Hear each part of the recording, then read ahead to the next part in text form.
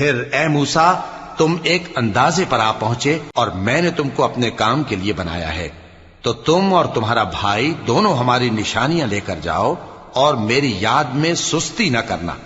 دونوں فرعون کے پاس جاؤ کہ وہ سرکش ہو رہا ہے، اور اس سے نرمی سے بات کرنا، شاید وہ غور کرے یا ڈر جائے۔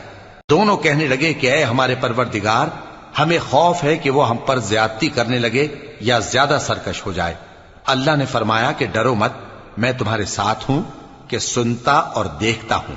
اچھا تو اس کے پاس جاؤ اور کہو کہ ہم آپ کے پروردگار کے بھیجے ہوئے ہیں، تو بنی اسرائیل کو ہمارے ساتھ جانے کی اجازت دیجیے اور انہیں عذاب نہ کیجیے۔